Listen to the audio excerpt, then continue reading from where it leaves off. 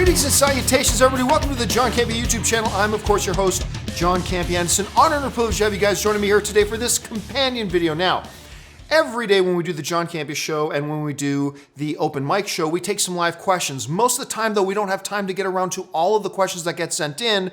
So I do these companion videos to make sure we get all of the questions that get sent in via Super Chat do get addressed and get answered. And it gives us another excuse to make another video and talk a little bit about our favorite things in the world, movies and all the things going on in the world of movies, a little bit of television, a little bit of some other stuff too.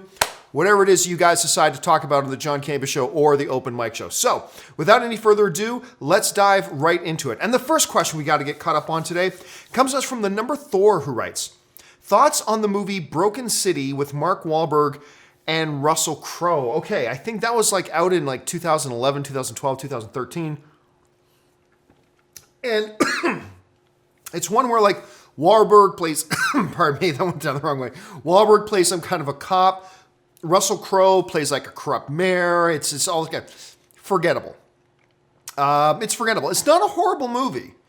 It's not awful. I have seen many worse movies, but it's also quite forgettable. I watched it the one time, never felt the urge to watch it again. I never feel the urge to recommend it to people to go see. And look, the performances are pretty solid in it, from both Wahlberg and Russell Crowe. Russell Crowe, I think is one of the best actors alive today. But yeah, ultimately, that's the word I use for about it. It's pretty forgettable. And not a travesty, not a waste of time if you watch it, but not all that good. Okay, Julian Mitchell writes, is Spielberg still working on the live Halo TV series? He announced the project in 2013. At this point, can he? With so many projects? Well, here's the reality. I don't know if he was ever working on it. And I remember mentioning that back in the day when, for those of you who remember, it came out, oh, Steven Spielberg's going to be working on this thing. I said, you know what? He's going to be lending his name as a producer. I highly doubt he's actually going to be doing anything material on it. Here we are now, 2018, still no word about it, really. Unless there's something that I missed, which is totally possible. On top of that, he's got Indiana Jones 5 that he's got to start working on. Then once he's done Indiana Jones 5, then he's doing West Side Story, a new reboot of West Side Story that he's doing. Then once he's done that, he's got that that DC comic book character Black Hawk that he's going to be working on. So there's the next 6 years of his life gone. Is he really going to be spending his time working on a Halo series? I highly doubt it. I highly doubt it.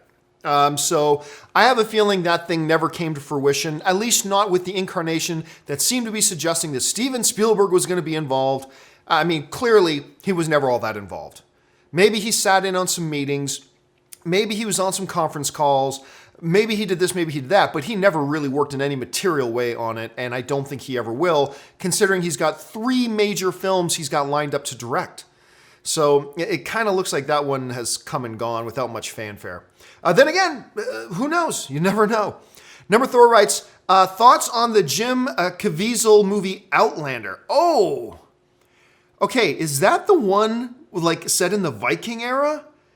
I think that's the Outlander one. I think there's another movie called Outlander, but the one with Jim Caviezel, I might be thinking of totally the wrong movie. But I think you're talking about the movie. It's been a while since I've seen it, and I've only, again, seen it once, where it's he's got this alien prisoner. They crash during the Viking era, and now the creature's loose and all this kind of stuff.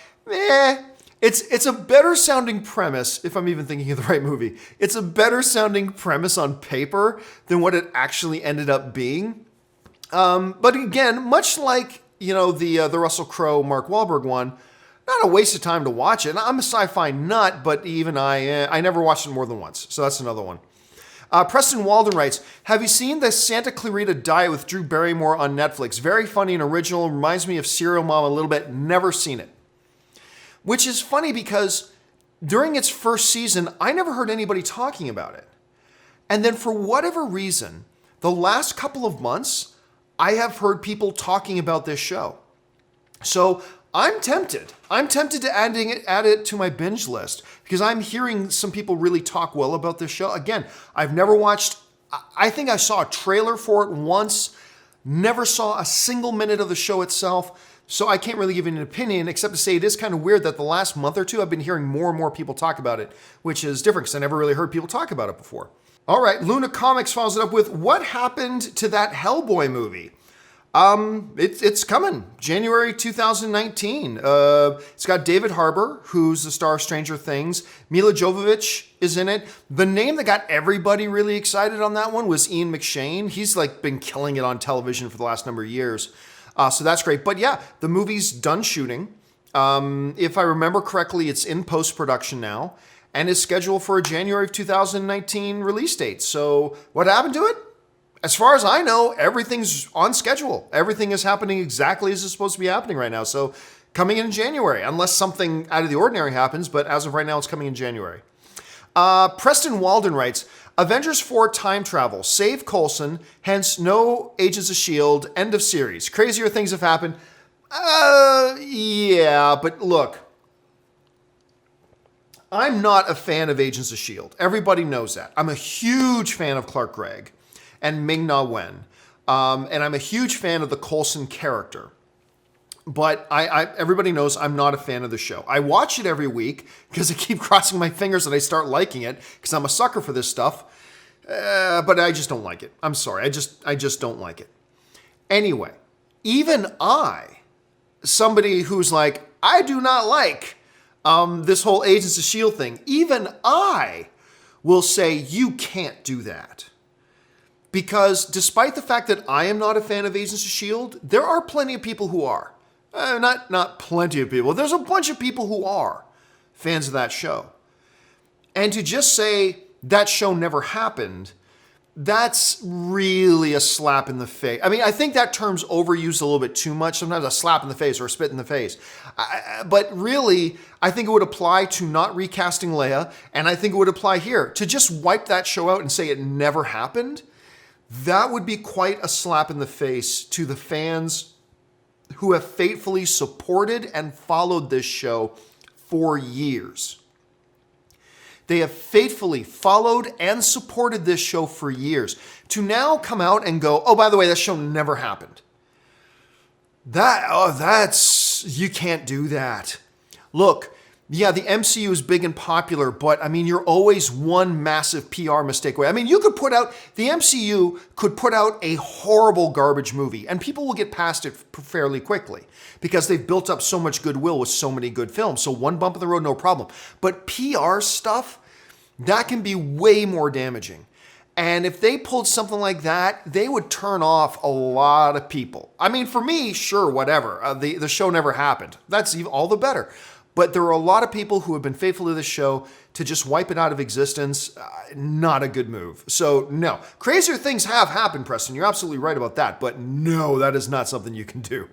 KW Garrett writes, MoviePass quietly froze new customers from unlimited movies.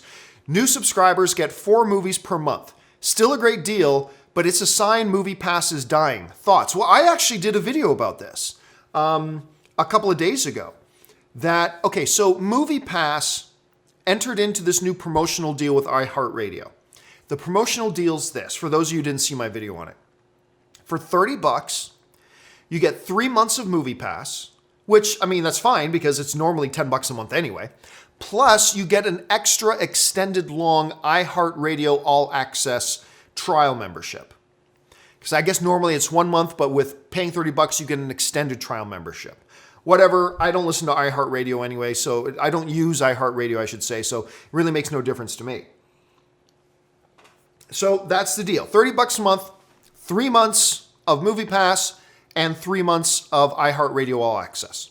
That's not a bad deal, considering you're paying $10 a month just for MoviePass anyway, so it all equals out. Plus you get iHeartRadio, great. But here's the fine print on that. The fine print on that was, it's not unlimited movies, and that is one of the big selling features of MoviePass, is the unlimited movies. 1 movie a day, as many as you can see, up to 30, 31, depending on the month, 31 films a month, It's that whole unlimited thing that's a big part of their marketing scheme. And it's a good scheme. But they quietly just like, and it's 4 movies a month. What? What was that? It's 4 movies a month. I'm sorry, can you speak up? I didn't quite hear that. Okay, for the deal, it's 4 movies a month.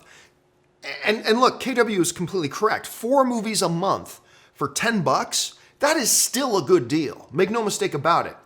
But it is a far cry from potentially 30 films a month. Now, let's face it, none of us are going to 30 films a month, but if you wanted to with a movie pass, you can. And now they've taken that deal away. Now, some of you might say, yeah, but that's fine. I just won't sign up for the iHeartRadio deal. I'll just sign up for the regular movie pass. No, you won't. Because as of right now, the only way, if you're not currently a subscriber of Movie Pass, the only way you can sign up is if you sign up for the iHeartRadio 3-month deal.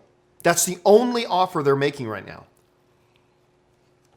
So there's not even an option right now for you to sign up for $10 a month at Unlimited Movies. There's no option for that. If you want to sign up right now, the only way you get to sign up for Movie Pass is the 4-film a month deal, prepaying for 3 months. That's it. Now, Movie Pass has come out and said that once the iHeartRadio deal is done, people will then be able to sign up for $9.95 a month again. But here's the interesting thing. They never said they can sign up for $9.95 a month again and it'll be unlimited. They never said that. They just said you can sign up for $9.95 a month again.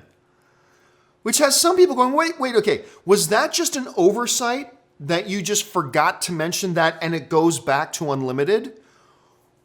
Or does it mean something more? By leaving out the unlimited part, when you're saying, after the iHeartRadio deal's done, we're going back to $9.95 a month. By not mentioning that it goes back to unlimited, is that their way of quietly changing their plan from unlimited to 4 a month? We don't know. I haven't gotten a straight answer. I haven't seen a straight answer out of Movie Pass about that yet. Okay, that out of the way. So maybe it's going back to full unlimited. It might be. Maybe it's not. It might not. We just don't know at this point. If it is going to 4, is this a sign that they're going under? That Movie Pass is dying? I'll say this. I don't think it's a sign that they're dying, but I do think it's a sign that they're realizing their business model does not work. It is not sustainable. It's what AMC has been saying. It's what the studio said. It's what everybody in the industry has been saying. This model they have of $10 a month for unlimited play, that's not sustainable. The auditor's report just came out on Movie Pass. They lost $150 million last year. They lost $150 million last year. And their own auditor said, this doesn't look good. Things don't look good. It's highly doubtful. Their own auditor said, it's highly doubtful this is sustainable. So, if they change it from unlimited to 4, is that a sign that they're dying? No, but it might be a sign that they're realizing, yeah, this business model isn't sustainable. We got to make an adjustment. And then at 4 films a month, it's a huge far cry from unlimited, but hey, it's still not a bad deal. At that point, I really think you should look at Cinemia instead. Cinemia, I mean, I have Movie Pass and I have Cinemia. Cinemia, I believe, is the better deal, but that's because it works for me in my particular situation better. But I think if they go to 4 films a month, I think you really seriously should look at Cinemia. But who knows? There's still a lot of information we don't have. Let's see how it all turns out. Okay, next one comes us from Luke1234, who writes, over or under 40%, Solo ends with them at the cantina bar, 0%. Not just under 40, 0%. Because here's why. First of all, by revealing that his age is 190, I believe, and maybe I'm mistaken about this, I believe Chewie in Star Wars A New Hope is 200. That means this movie happens 10 years before the events of Star Wars Episode 4 A New Hope. So, you could make an argument, well, John, what's to say that this Solo movie doesn't take place over 10 years? Well, here's the problem. If you end this movie, let's say the scope of this movie covers 10 years' time, and you end the movie with them in the cantina and Chewie bringing this Obi-Wan Kenobi dude over to meet Han to talk about booking passage on the Millennium Falcon to Alderaan, with this farm kid, 2 droids, and no questions asked. Let's say that's where it ends. Then your possibilities for sequels are gone. You have no room for sequels now. And while Lucasfilm may or may not have plans for Solo sequels, the fact of the matter is you want to leave that door open. And if they end the movie there, there's nowhere to go. So for it to end at the cantina, two things have to happen. One, the movie has to take place over 10 years, which I don't think is going to happen. And then number two, it has to end there, and then you're precluding any options for any sequels afterwards. I don't think Disney or Lucasfilm will do that. Therefore, not only will I take the under on 40%, I very rarely do this, but I will take the absolute zero. I won't just take 1% or 2%. I'm going to take the absolute zero. That's how it happens. Now watch. That's exactly how it happens. Well, I mean, who knows? We'll have to see. But I'm going to take the zero on that. Okay. Rob Madsen writes, X-Men or Avengers? What would be a hero, or what you be? What you be, a hero or mutant? I'm going to go Avenger, because while Avengers do have it tough, everybody hates mutants. I mean, in that world, people hate mutants. I mean, that's the big standard thing about the X-Men, right? We fight to defend those who fear and hate us. And I just think I would rather be seen as a hero. Yes, my life's going to be in danger every day, just like the X-Men, except the people around me are going to see me as a hero as opposed to somebody they also hate. So on that basis, I'll go Avenger. Kalis Menon writes, hey, John, thoughts on I Am Legend? Where's the sequel? I Am Legend was okay. There is no sequel. There's nowhere for that movie to go. I mean, spoiler alert, but the movie is 5,000 years old. So if you haven't seen it by now, you clearly don't care about it. But I mean, when Will Smith dies at the end, he's your big star, and he dies at the end. There's really nowhere else to go with that. And the movie is okay. Look, and if I remember correctly, the movie made like $500 million, maybe north of $500 million. So it did pretty well at the box office, but it wasn't that great of a movie. It was pretty good. I liked it. But it's not like people lose their minds over I Am Legend. And there was just nowhere else to go with it. And it's not like it made $700 million, $800 million. It kind of forces the studio's hand to do a sequel, you know what I mean? So, the movie's pretty good. I liked it, but there was no sequel. There shouldn't have been a sequel. I'm glad there was no sequel, and that's kind of where we're at. Jack Spittle writes, can we just give Ralph Fiennes' fashion designer character from Hail Caesar his own film? Well, first of all, I could watch an entire movie of Ralph Fiennes as a director, and why am I blanking? Why am I right now completely blanking on the solo Alden Ehrenreich? Sorry, I almost had to look it up. Alden Ehrenreich. Why did I freeze on Alden Ehrenreich's name? Anyway. I could watch a whole movie of just those two. And those two were the only redeemable things about Hail Caesar. That movie was awful. I mean, first-rate awful. And which is really, really surprising because, number one, Hail Caesar has an incredible cast.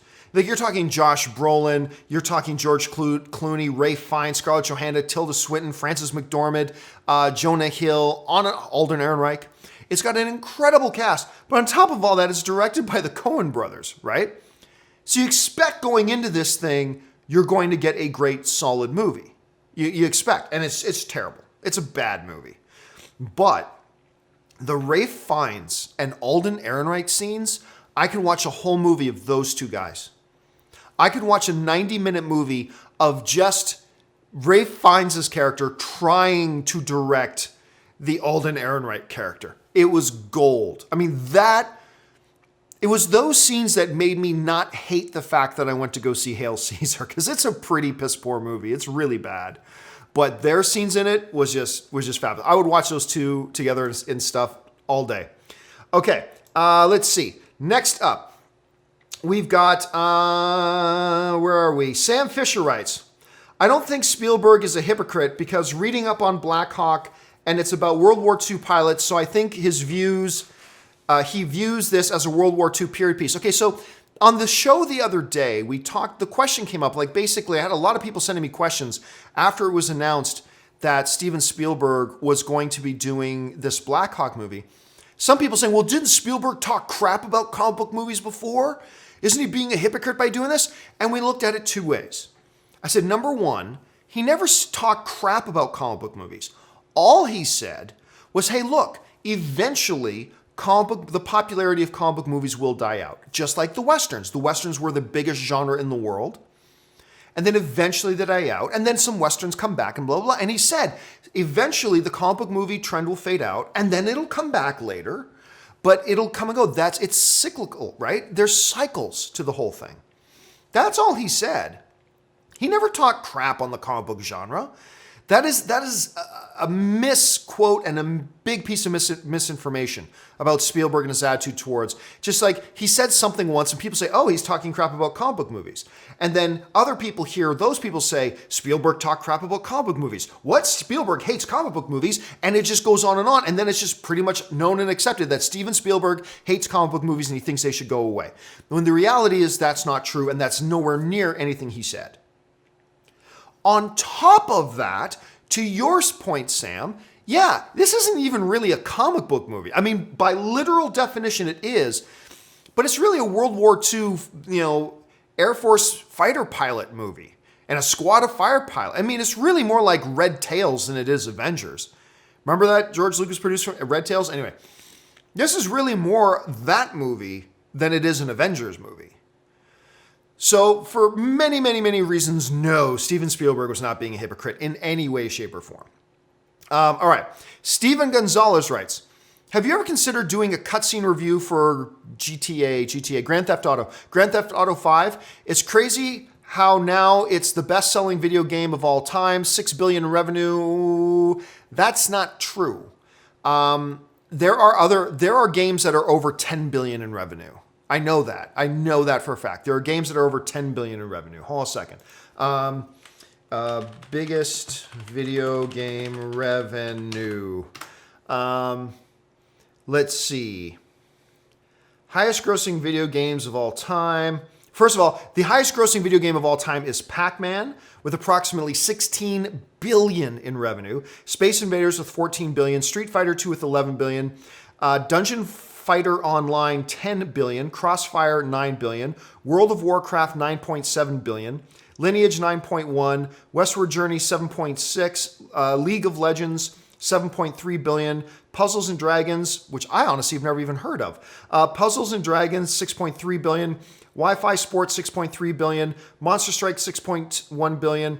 Donkey Kong, Grand Theft Auto 5 is somewhere down around 14th or 15th. Anyway, long and the short of it is, it's not the highest of all time. Even at $6 billion, it wouldn't be the highest of all time. Anyway, that's besides the point.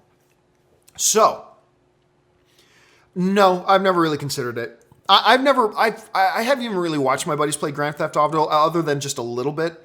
So honestly, it hasn't, and really, I'm not quite sure I'm going to be doing video game cutscene reviews anymore because I just don't know that there was that big of an interest in them.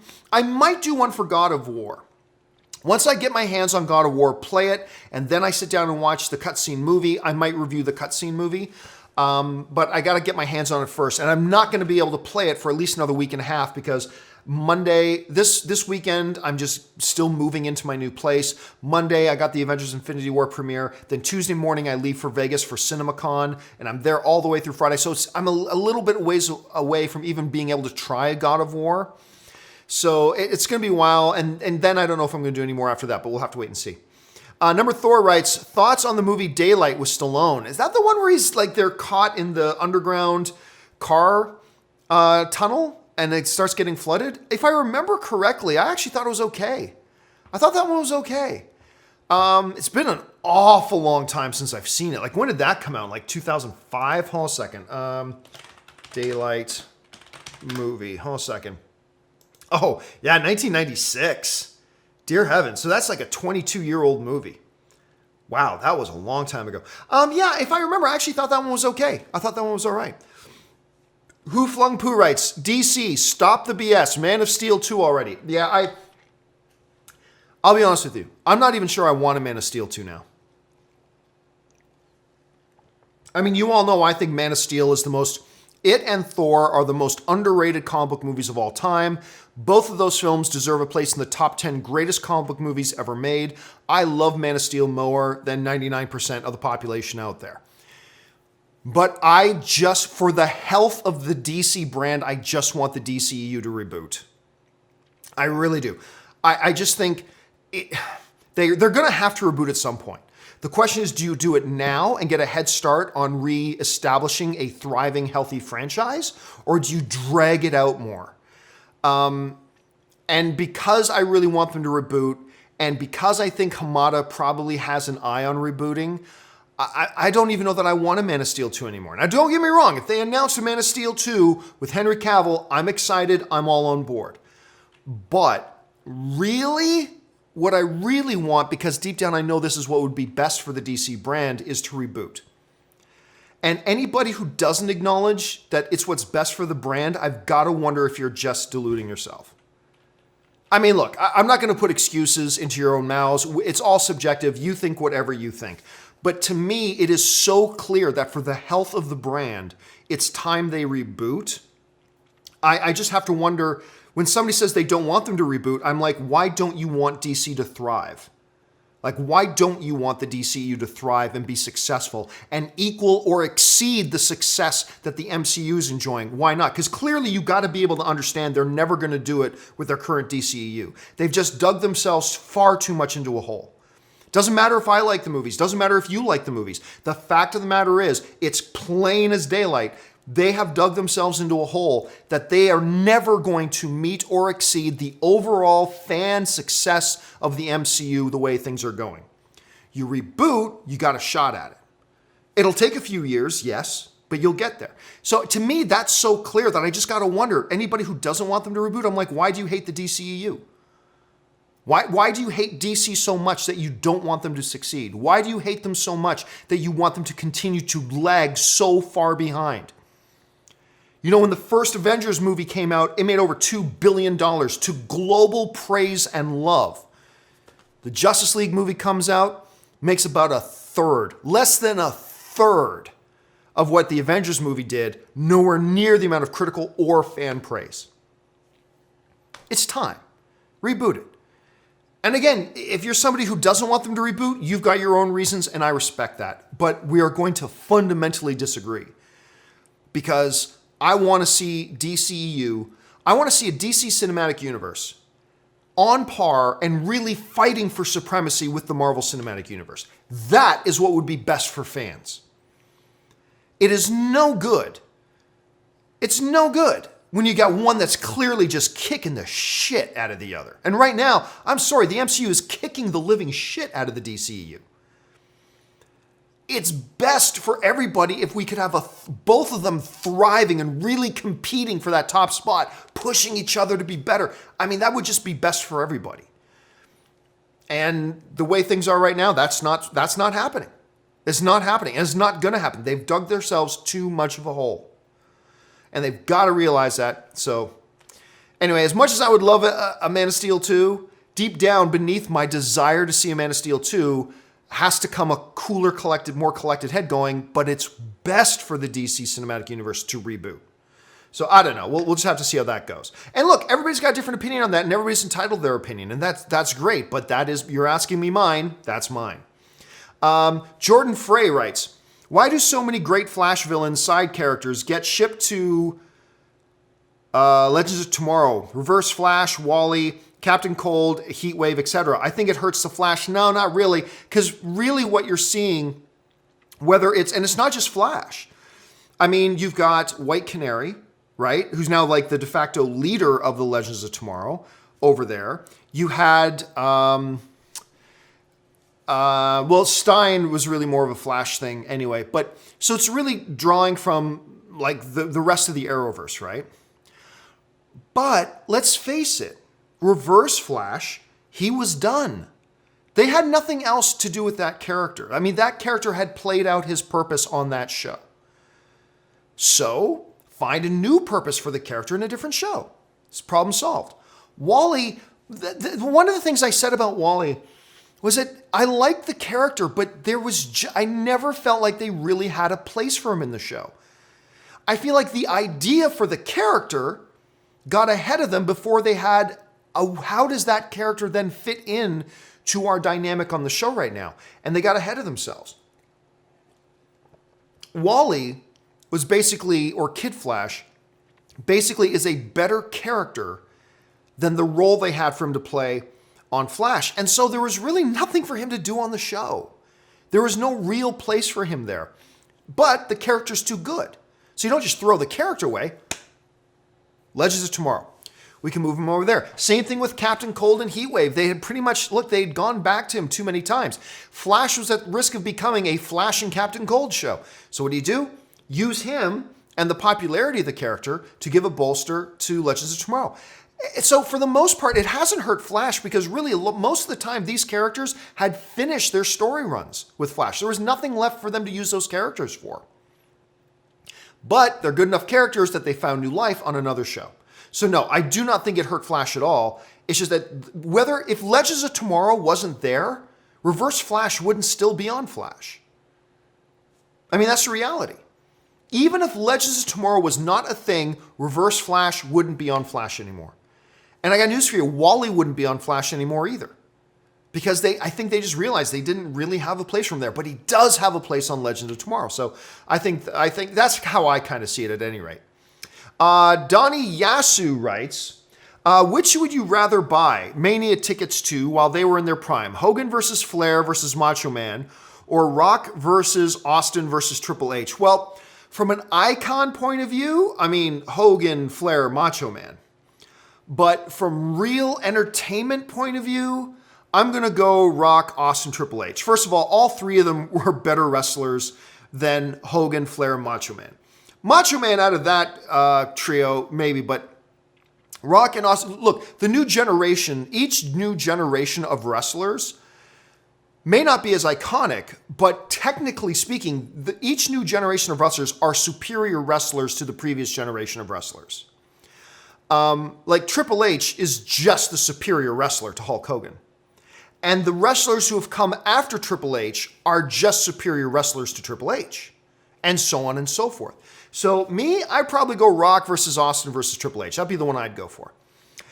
Ethan Canistro writes, any good restaurants or things to do in LA? It's any good things to do in LA? It's Los Angeles, Ethan. What do you think?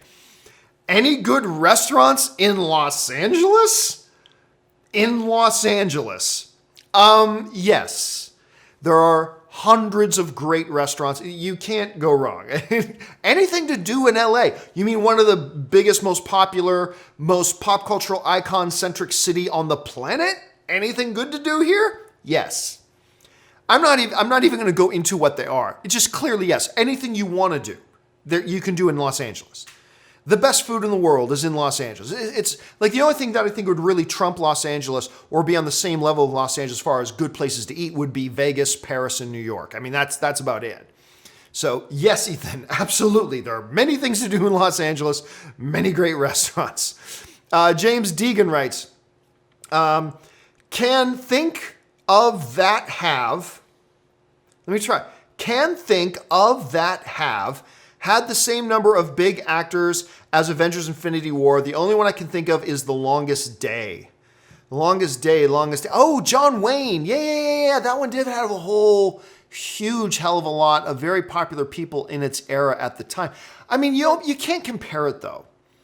Because it's not like Avengers Age of Ultron or Avengers Infinity War just came out in a vacuum. Like just out of nowhere, there's this new movie coming out called Avengers Infinity War, and it's got all these big name actors. It's not like that. It's an amalgamation of the same cinematic universe where they're taking all the people they've had from their 19 previous movies and now just putting them all into one. So it's not like Longest Day, which was just one movie that came out of nowhere. It came out in a void. It wasn't part of a franchise or anything like that. And boom, you put everybody in there. I don't think Avengers Infinity War gets credit for that. I don't, unless it was the very first MCU movie. We're kicking off our MCU, no other films before it, and we're putting these 50 big characters in it all at once. Then it gets credit for it. I don't give it credit for it here. It's kind of a cheat. It's a little bit of a cheat, so I don't give it credit for that. Dakota Barber writes, better performance to you, Viggo Mortensen in Eastern Promises or William Hurt in A History of Violence? I would go Hurt in Violence. It's tough. William Hurt in History of Violence was nominated for Academy Award. He might have even won. Hold a second. I'm not sure about that. William Hurt, IMDb here. I know he was at least nominated for Best Supporting Actor for that, but I'm not so clear that he won. No, he won for Best Actor in a Leading Role for Kiss of the Spider Woman in '85, which he was crazy good in. Children of Lesser God, I actually think he could have won. He was nominated, so he won in '85 for Kiss of the Spider Woman. Then he was nominated again for Leading Actor in '86 for Children of Lesser God, and I think he could have won that. Then he would have joined a very exclusive club of actors to win Best Lead Actor in back-to-back years. Very exclusive club. I don't think it's happened since Tom Hanks did it. I'm pretty sure Tom Hanks was the last guy to do it for Philadelphia and Forrest Gump back-to-back. It hasn't happened again since, I'm pretty sure, in Best Lead Actor category. Then again in '87, he could have won again. In '87, he was nominated for Broadcast News. Could have won that. He won one. He could have won 3 in a row.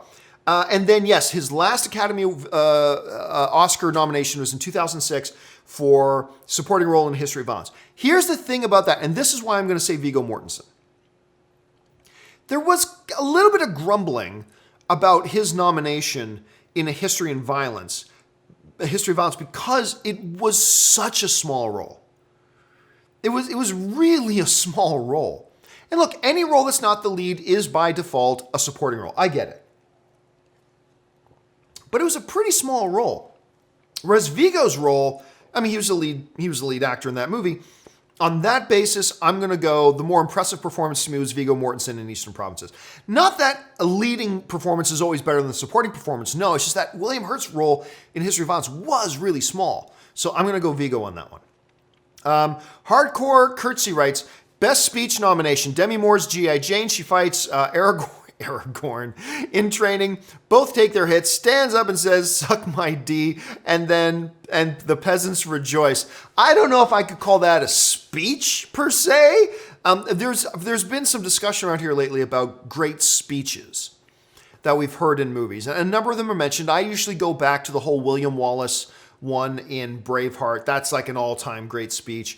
There's that one too, I suppose, isn't it? I gotta admit, Hardcore, you threw in one that I never would have thought of. So good on you for throwing that one in there. Okay, Royce Freeman writes, is there any movie that if someone you respect says they like, you will lose respect for... Let me try that again. Punctuation, guys. Is there any movie that if someone you respect says they like, you will lose respect for them or think them as less credible film opinion? No, only an absolute idiot would think that way. Anybody who would say, I have less respect for you because you liked a movie I didn't like, then you're an idiot because you fundamentally, you just proved you have no concept of the most important thing about film, which is the subjectivity of film. And if you don't even have a finite grasp on the subjectivity of film, and let's face it, if you said something like that, you clearly don't have the remotest concept of the subjectivity of film. And if therefore you don't even have the slightest grasp of the subjectivity of film, you got no right to speak about anybody's opinions. Look, I say the holy trinity, or I should say the unholy trinity of the 3 worst wide release Hollywood films of all time, Catwoman, Battlefield Earth, Highlander Part 2, right? Somebody could come to me tomorrow and say, but you know what? I really loved Catwoman. I'll go, man, I think you're crazy, but that's the subjectivity of film. You gotta understand, look, you don't choose whether you like a movie or not. Your mind, your head, you just react to it. It's like ice cream. You don't choose if you like a flavor of ice cream or not. I mean, you can choose to lie. You can choose to say you like ice cream. But when you put a new flavor of ice cream in your mouth, your body tells you if you enjoy it or not. You don't decide if you like it or not. Your body tells you if you like it or not. It's an experiential endeavor. Movies are much like the same. They're experiential endeavors. And you sit down and watch a movie, and when it hits you a certain way. You got no choice in it. It just affects you a certain way. And then all you can do is be honest about the way it's affected you. And if somebody said to me, hey man, look, I watched the Halle Berry Catwoman and it really worked for me. I found myself engaged with it. The jokes I found were funny. The action I found was exciting. The plot twists I found were interesting. And for me, it worked. All I can go is, man, I think you're crazy, but that's the subjectivity of film. So no, there is no movie that somebody could say to me they like that I would legitimately say, oh, in that case, I don't like your opinion.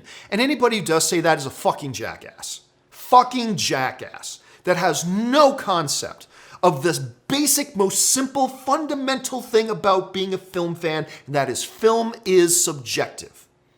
We can discuss the merits or lack thereof about movies and compare notes and blah, blah, blah, and why things affected us and why we believe things are good and great and why things we believe are horrible and awful. But at the end of the day, it's all subjective. At the bottom line, the end of it all, it's subjective. That doesn't take away from the fun of talking about it. That doesn't take away from the fun of debating it and all that kind of stuff. As long as we all understand, at the end of the day, film is subjective. And I'm not right for liking something, and you're not wrong for disliking something. At the end of the day, we can debate and discuss and talk about why I think it's great, and maybe you can even bring some things to my attention and maybe go, oh yeah, I didn't think about that. That new thing that you just presented me with gives me a better appreciation for it. Sure, that all can happen, but still at the end of the day, it's all subjective. And I'll tell you what, the only thing that would make me lose respect for somebody is somebody who said something like that. Somebody who would say to a person, oh, who would listen to you because you like that movie or you don't like that movie? Then you know what? Right away I can tell you have no business being in a film discussion because you don't understand the most fundamental, basic thing about film, which is it is subjective. So no. No, Royce, I would not feel that way at all. Terry Kanu Ironegubu. I'm butchering your name, dude. I apologize. I'm terrible at names. Hi, John. Big fan from Nigeria. Thank you so much for writing from Nigeria. Do you think we'll get a sequel to Baby Driver? Well, look, if any Edgar Wright film was going to get a sequel, it's Baby Driver. Baby Driver is by far the most financially successful film that Edgar Wright has ever done. And it's weird to think about it because it made $226 million, which doesn't sound like a lot in blockbuster terms. But for a film that was made for $34 million, that ain't terrible. It is by far the highest grossing film in Edgar Wright's career. And it's one of the best he's ever done. It's wonderful. I would like a sequel. Now, Edgar Wright also hinted that it is possible. Edgar Wright has come out and said that Sony is interested in a Baby Driver sequel. Whether or not Edgar Wright is interested, or whether or not, just because Sony says they're interested doesn't mean that they're ready to just give a blank check and just say green light no matter what. They'd probably want to hear a pitch and an idea and get on board, see the budget, all that kind of stuff. Just because they say they're interested doesn't mean it's an automatic green light. But at least Sony's interested, and at least we know Edgar Wright is at least at some point was willing to contemplate it. I'll do this. I'll give it a 21% chance. I believe there's a 20, which is a legit chance. But unlikely, but a legit chance. I'll give it a 21% chance that we'll actually see a Baby Driver sequel. I would get in line right away to watch it. I would love to see a Baby Driver sequel. So we're just going to have to wait and see how that all kind of pans out. All right. Next one comes us from Kevin Campbell, who writes, Fast 9 and 10 are currently scheduled a year apart after Universal delayed 9 because of the spin-off a while ago. Was this intentional, or will Fast 10 get delayed? Could they film them back to back? It's an interesting question, Kevin. It's a really good observation. I have a feeling that they are going to bump back 10. That's what I get the feeling of. I think they know you got to space out the Fast from the Furious a little bit.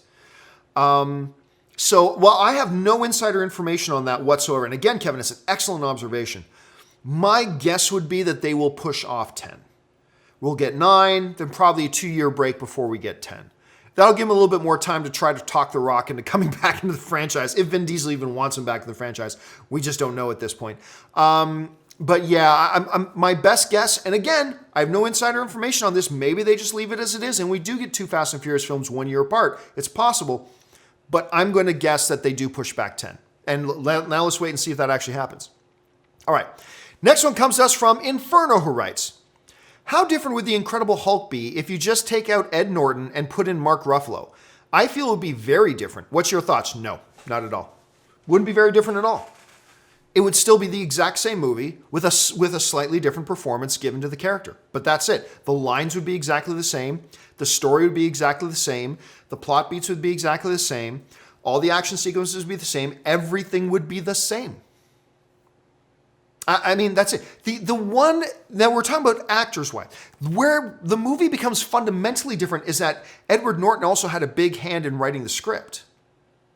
He didn't get credit, which was a big problem. That was a big bone of contention between Ed Norton and the studio. He had a lot of input and a lot of influence over the script. That's where things would be different. But if you're just talking from a performance point of view, you get a slightly different performance being given to the character, but both Edward Norton and Mark Ruffalo do a great job playing the character. And they give us a slightly different banner each. But besides that, the movie would be exactly the same. A lot of people forget that the actors do not make up their lines. There's some examples where there's ad lib and things like that, but for the most part, it's the script. And would there be some difference? Yeah, I'm sure there'd be some, but fundamentally, it would be the exact same movie. Fundamentally, it would be the exact same movie. Marv Diesel writes, love the show, GC. Giovanni Campia, thank you. Better actor, Daniel Day-Lewis or the street monster, Daniel Day-Lewis? And it's close. The only reason I answer it so quickly is because it's a question that has been posed to me before, and I've had to think about it. And I'm going to go Daniel Day-Lewis. Meryl Streep is a monster. She is a legit beast when it comes to acting, no doubt. But I don't think there's ever been a performer, male or female, in the history of the business that can so inhabit and project that character like Daniel Day-Lewis does. And so on that level, I'm going to go Daniel Day-Lewis. Click My Vid writes, over under 40%, Avengers 4 ends with an episode 6 party scene. Oh, like Return of the Jedi, and it's like Yub Nub gets changed into that stupid piece of music where there's celebration across the world. It's not far-fetched. 40% is not a bad line for that, actually. That one's making me think. I'll take over. I'll take the over on 40%. I probably guess around 45, 46%, but I will take the over on that. Yeah, I think Avengers 4 ends with a big party. Like a global-wide kind of big party. Again, I'm not going to go over 50%, but I will take over 40%. I think that'll probably happen. Okay, Gokan Bass writes, what do you think of Snyder as a director? For all of his movies, from 300 to Man of Steel, there seems to be a huge gap between audience and critic scores. Not really. Not honestly, not really. And besides, we've gone over 1,000 times. Audience scores can't really be trusted because all of them can be manipulated just like that. Like, people are allowed to vote on audience scores that didn't even see the movie and vote multiple times. But besides that, look, I really like Snyder as a director. I think his most underappreciated film is actually The Owls of Gaul. Guardians, the Legend of the Guardians, The Owls of Gaul. It's a really fun, adventurous, animated film that does not get its due. And when I see a lot of conversation about Zack Snyder's films, that never comes up. And I think it's a really good little movie. Anyway, and I have met with Zack Snyder before. I was at a party with Zack Snyder. Super nice guy, and I am a fan of his. 300 is great. I love Man of Steel. Clearly my favorite movie of his. And I liked Batman vs. Superman. So go ahead, sue me. I like Batman vs. Superman. Anyway, but Sucker Punch was a bag of shit. It was an absolute bag of shit. And I think Sucker Punch kind of highlights, fairly or unfairly, that one tag that seems to follow him along. He's a very good visual storyteller. He needs work on learning how to project a narrative, though, and working out how to project that story in the correct way. That's where he struggles a bit. So, and I think he overcame that with Man of Steel, but we've seen him struggle with it in other things. 300 is another movie that I really, really enjoy. So when he's on his A game, he's very, very good. But he has weaknesses to his game. He does have gaps in his game. And it's okay because he's young. I mean, he's still a young dude. I mean, hold on, let me look up Snyder age. I think he's like 41 or something. Oh, he's older than I thought, 52. Still, young dude. Especially, you got Spielberg still directing in his 70s. Zack Snyder is a young dude, man. 52 years old, young dude. So, I think he's got lots of time to fill in those gaps in his game. I will always be excited for the next Zack Snyder movie. I do want to see him move on, as he has moved on from the DCEU, because I never like it when one director stays on one property for too long anyway. You know that about me. So I'll be excited to see what he does next, and let's see as he evolves. Let's see as he evolves. Again, still a very young filmmaker in the grand scheme of things. So I like him as a filmmaker, but he's hit and miss sometimes. Like for every Man of Steel, he's got a sucker punch, right? So he's had some struggles along the way, but hey, if I was a producer, I'd hire him for a new movie. I'd put him on a new movie, no problem. James B. writes, hey, John, couldn't find your poll on Twitter regarding the ticket line concession line. Oh, it was on there. My 2 cents is I have never heard of that either. Yeah, so it came up on the show the other day, for those of you who may not have seen it. Somebody mentioned that it blew my mind, that at their movie theater, there is one line to get your tickets and your concessions. And that just blew my mind because I never even heard of that. I've never even heard of that being a real thing. So it shocked the hell out of me when I found out about that. It's like, is this a real thing? Is this? So I even put up a poll. I'm like, hey guys, so I got on Twitter. Is this something? And 23%, that's almost 1 out of every 4 said that, yep, their theater does that. And it just shocked me even more. If I'm getting in line to get a ticket, I don't want to also be behind everybody else who's getting a ticket and people ordering their popcorn and soda. How long is that line? How long do you got to stand in that line? Anyway, it was just amazing to me. So anyway, James is kind of thrown in there that he'd never heard of it either, but apparently it's a lot more common than I thought. Who knew? Ghostface 1999 writes, winning cures everything. I need that John Campy t-shirt. Yeah, that's after the whole filthy one. I think the next t-shirt I got to get designed is winning cures everything. And if you guys are designers, you want to send me design for free, by the way, don't send me nothing if you don't want to send it for free. But if you just want to send me, if you're a designer, you want to send me design, send me your design for winning cures everything. Maybe I'll pop it on a t-shirt. Who knows? But yeah, that is one of my favorite sayings because it is so true. Winning cures everything. Thanks for sharing that, Ghostface. Muztak Reviews writes, thoughts on Silence with Liam Neeson? Oscar stub? No. I thought it was really good. But as a Scorsese film, it wasn't as good as I was kind of expecting. And you've got Spider-Man, Andrew Garfield in there as well. I like Silence. I thought it was very good, but it wasn't as good as I was thinking it would be. And it kind of flopped at the box office too. Not that that has anything to do with its Oscar chances, but no, at the end of the day, I mean, had I not seen the movie, I'd go, wow, this Scorsese film with like Liam Neeson and all that, and it doesn't get Oscar nominations? What? But I did see the movie. And having seen the movie, I was like, not surprised. Not surprised that it didn't get Oscar nominations. So anyway, that's just kind of my thought on that. Tinnis Flato writes, Peter is Guy with no powers. Any powers? No. You're skydiving. Okay, you're in. You skydive. We've just been talking about this for days, man. Peter, and that's not Colossus, because Colossus's real name is Peter. But Peter from the new Deadpool 2 trailer has become the internet sensation. People are making posters, fake spin-off movie news. I mean, it's one of the best moments in a trailer I've seen in years. Not best trailer I've seen in years, but best moments in a trailer I've seen in years. What are your superpowers? I don't have any. I just saw the Anna came. You're in. Hard cut to a shot of him skydiving with the team, looking serious. Skydiving with the team. I lost it. More than the DC reference, more than the One Eye Willie reference, and more than the Thanos reference. That moment was the killer moment of that trailer. It was the killer moment of a killer trailer. And I'm just, now everybody wants a spin-off Peter movie. It's amazing. Joseph Banks writes, the title Infinity War is the biggest scale it gets for a title. Not really. Why not name Avengers 3 Manifest Destiny? Oh, because that's incredibly offensive. Maybe that. Or something, and push Infinity War to A4. Well, here's the thing, Joseph. Let's not criticize the title of a movie until we see the movie. We may see the movie and realize, oh yeah, this was the perfect title for this movie. It's not about make the title the biggest stakes. No, make a title that's appropriate to the movie and a title that'll help market the movie. Infinity War is great. It's not about building stakes. It's just make a good title that'll be marketed great and hopefully really applies and suits the personality and the DNA of the movie itself. Then it could be that. As far as the Manifest Destiny, do me a favor, never mention that again. Never say Manifest Destiny again. Never bring that up again, please.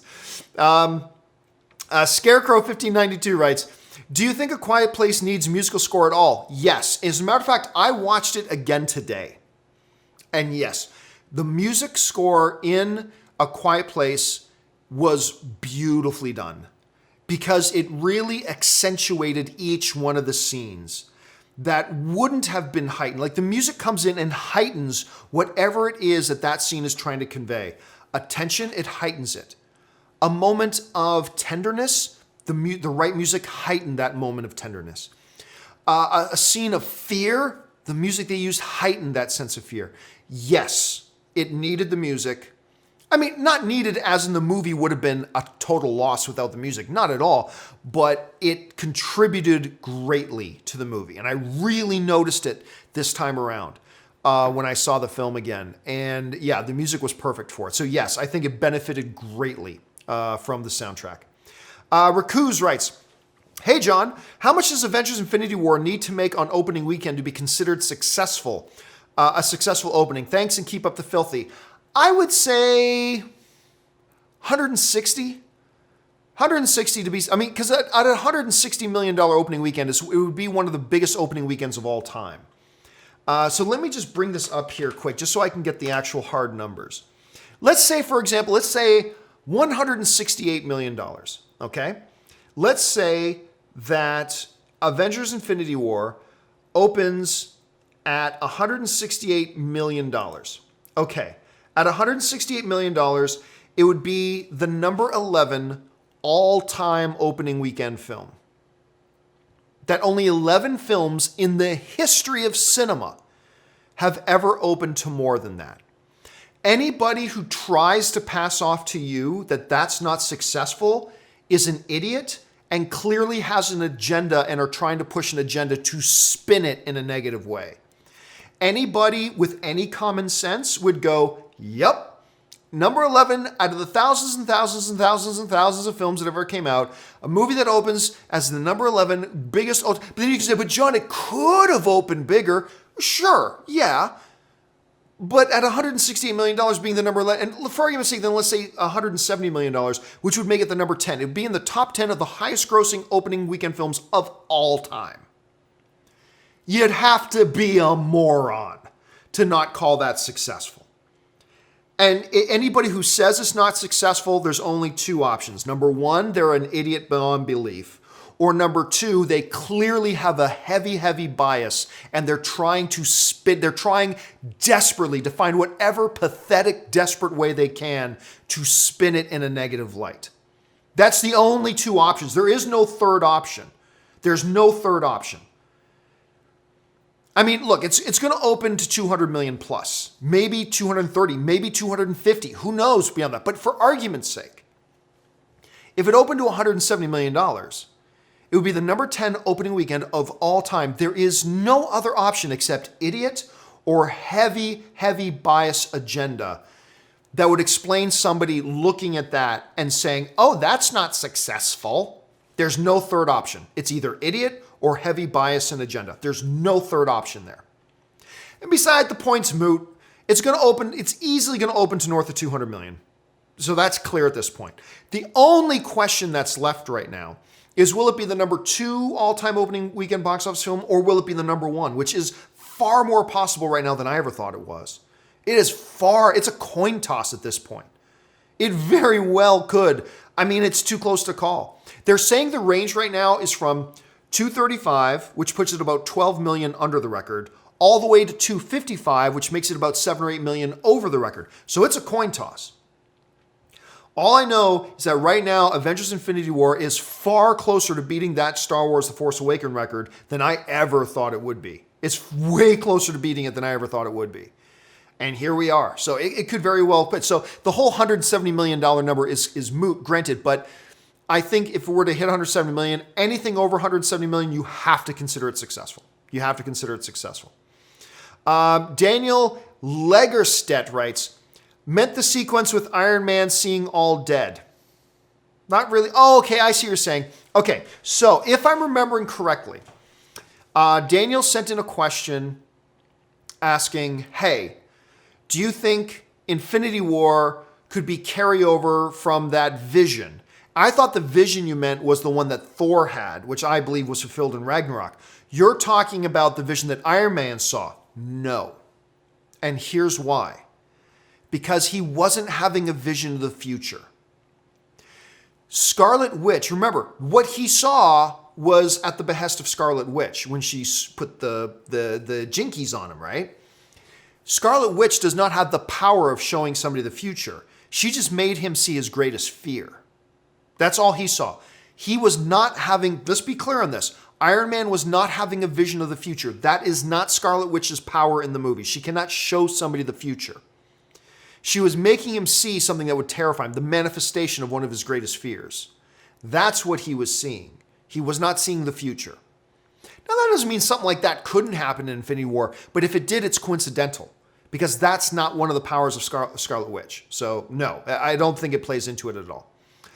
Benjamin GL writes, one word to describe Jurassic World trailer, spoilers. Would have loved to see that in the movie. Here's the thing. By my definition, anything the studio shows you is not a spoiler. That doesn't mean they're not showing you too much. But, I mean, look. The very fact, if you wanted to, you could say that Deadpool was full of spoilers. Like that they showed you him doing the thing with the sword and the bullets hit him anyway. Spoiler. They show you that Peter makes it into the team. Spoiler. They show that there's a scene where they're all together as a team, skydiving out of a plane. Spoiler. They show you the scene where Domino is sitting there and the guy pulls a gun, pulls the trigger, and the gun misfires. Spoiler. If you want, you can say that everything in any trailer is a spoiler. You showed him saying, hey, how are you? I didn't want to know that he said, hey, how are you until I saw the movie. You could call it a spoiler. By my definition, anything that the studio decides to put in their marketing is not a spoiler. But just because it's not a spoiler by my definition, doesn't mean you're still not showing too much. And I will agree with you on that level. They showed way too much. They showed way too much. That would fall into a lot of people's category of spoilerville. Maybe even mine. But by my literal definition, that if the studio chooses to show it to you as a part of the marketing, it's not a spoiler anymore. But you see what I'm saying. They did show a lot. They showed a lot, and I do think they showed too much. But anyway, who knows? Who knows? Maybe we'll see the movie and realize, oh my God, they showed us nothing. And really, there's no way of knowing until we see the movie. We might see the movie going, oh yeah, they barely showed us a thing in those trailers. And it won't be until we see the movie that we know for sure. Okay, ZCM Zombie Custom Maps writes, hope Anthony will be back in Avengers 4. Well, Anthony died. I don't see anything happening in Avengers 4, or Avengers 3, I should say, that will bring a dead ant back. So I'm going to guess that probably doesn't happen. But I was sad when Anthony died in that movie. Chris Parker writes, the Hobbit films had somewhat a tepid response, yet made $3 billion. That's a hell of a lot of bank. No wonder Amazon shelled out coin to plant their flag in Middle-earth. Excited to see what they do. No, you're absolutely right. You're absolutely right. Look, Amazon's been in the news a lot lately because of the whole Lord of the Rings sale. They have spent they're going to spend $500 million to make one season of Lord of the Rings show. Their new Lord of the Rings show. I think it's going to be like 12, somewhere in the neighborhood of 12 episodes. Something like that. Anyway, $500 million, $250 million just for the rights to do it. And then $250 million just on a 12-episode season. That's unheard of. It will be the most expensive season of television ever produced when it's all said and done. But when you understand how much Middle-earth is loved and how rich it is for storytelling and the track record of massive box office success, then I believe that it's still a lot of money, but there is justification for spending that type of money. So yeah, I completely agree. You could see why Amazon's going all in it. Absolutely. All right. Mason Catchman writes, we rewatched the Austin Powers trilogy. Still funny as the first time I saw it. Which one is your favorite? Oh, and by the way, Mini-Me died today. What was What was the actor? Troy. What was Troy? Troy's first name. Troyer's first name. Troyer's first name was Vern. Thank you. Vern Troyer passed away at the age of 49 today. I haven't read about what the cause of death was. I'm sure it had something to do with his condition, but tremendously sad news. I think the first one is still my favorite. I have a very strong appreciation for the other two, but I think the first one to this day remains my favorite. It still does. All right. Andrew Lee writes, in memoriam of Milos Forman, the director of Amadeus. Thoughts on Amadeus? It was a great movie. I believe it was nominated for like 7 or 8 Academy Awards, and it won like 5 or 6 of them, something like that. It was really interesting too, because it's one of the, not a lot of movies, especially in the recent era of film. It's one of the last movies, not the last movie, but one of the last movies where 2 actors in the same movie were both nominated for Best Lead Actor. And one of them won, by the way. I love Amadeus. I thought Amadeus was a terrific movie. And it's obviously, it won Best Picture, I believe. Correct me if I'm wrong, but I believe it won Best Picture. Chris Parker writes, soundtrack showdown. One survives, one never existed. Moana or The Greatest Showman? I'm going to go Greatest Showman. Look, whether you're talking about How Far I'll Go and the rock song, what was the actual title of the rock song? You're Welcome is the name of the rock song. Despite the fact that those are 2 of the best songs out of both soundtracks combined, overall, the soundtrack for Greatest Showman. I'll take that one. I'll really miss How Far I'll Go and You're Welcome a whole hell of a lot. But overall, I'll take Greatest Showman. Let's see. History Soup writes, thoughts on old comedy Mad World. Oh my God, isn't that like from the 60s or something? Hold a second. Let me just, Mad World. That movie was, 1963, Dear Heavens. I'm not even sure I've ever watched that movie all the way through. So, and even if I did watch it all the way through, I don't know that I have a recollection of it. So, I can't give you an opinion on it. I can't give you an honest opinion. Hugh Dewsbury writes, just sending the love today. Love the show, man. Thank you so much, Hugh. I really appreciate that. Thank you for doing that, and thanks for saying that. Andrew Pena Carranza writes, I'm seeing Infinity War in non-3D IMAX in Ancaster at the Century City, at the Silver City. Or at least they used to be called Silver Cities. My favorite movie theater in the world. That's where my heart is. When I think about my emotional home movie theater, it is that theater in Ancaster. I drove across the country, thousands of miles, just so I could watch Star Wars: The Phantom Menace on that movie theater, in that screen. I did. No exaggeration. Totally the truth. Man, that's my home theater, man. I love that theater deeply. So I'm super jealous. You get to watch it there and in non-3D IMAX. That's great. Okay. Zombie Custom Maps writes, a theater problem that I've experienced a couple of times with Black Panther and Magnificent Seven in 2016 is when they muffle the quality of the audio sound. That's unfortunate. I've had that happen once or twice. Normally, when we think of technical problems that happen in a movie theater, during the projection of a movie, the normal problem that we usually experience is pictures or problems with the picture, problems with the image. But sometimes I've been to theaters where there is something off with the audio.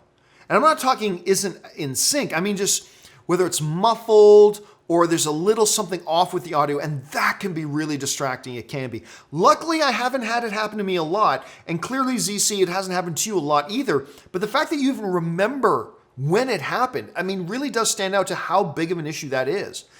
People underestimate how important audio is.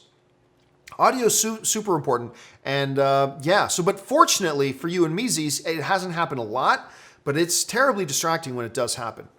All right, Princess Jessa13 writes, Luis, Michael Pena, needs to do a fast-talking recap of the past 10 years of the MCU at the start of Infinity War. How great would that be? Please back me up on this. Love you. I can't back you up on that. No, not at the beginning of Infinity War. That would be kind of ridiculous. However, what the MCU totally should have done and now that you mention it, I can't believe they didn't do it, is put out a YouTube video. How cool of a piece of marketing would this have been? A 5-minute Luis rundown, just talking to the audience, telling the story, just telling the story of what's happened in the MCU up until this point, up until Infinity War. That would have crushed all movie marketing ever. It would have been killer. I cannot believe they didn't do that. Now, I don't think you take that and put it at the beginning of the actual movie. I think that would come across too slapsticky and too silly, not the tone they want to set for the film. But as a piece of marketing, would have been genius. Look, Kevin Feige, I know you're watching the show. It's not too late. It's not too late. Call up your buddy Joss Whedon, tell him to write up a 5-minute summation of the MCU up to this point. Get in Michael Pena for 15 minutes to do 3 takes of a 5-minute and just release it quick, because it'll be marketing gold. And then you can thank me later, and thank Princess Jessa later too. Warrington Trainspotter 2778 writes, "Hey John, love your show. Thank you so much. Keep up the good work." Oh, and that's it? You just wrote in to write that? Thank you so much, Warrington. I appreciate that. Jack Spittle writes, "Thoughts on Behind the Candelabra?" Oh, you mean like the HBO movie with Michael Douglas and Jason Bourne? Why am I... Matt Damon. Why did I freeze on Matt Damon's name? Anyway, yes, starring Michael Douglas and Jason Bourne. It was good. It was good. I remember being at the time, it's like, really? A movie about that with those actors, and it's not going to the big screen? I don't know how good of a life it would have had on the big screen, but I thought it was good. I didn't think it was great. I didn't think it was mind-blowing, but I thought it was quite good. It was a solid piece, a solid project, solidly done project. Still weird when you think about it that it never actually made it on the big screen. Jace Hernandez writes, "Have you ever heard of Schitt's Creek, a Canadian-made TV show by Eugene and Dan Levy? It's great and funny. Do you have any Canadian show favorites?" Well, I haven't been able to watch any Canadian show. The only reason I've even heard of Schitt's Creek is because when I was home over Christmas, seeing a commercial for it. But there's like no Canadian television here. Very little.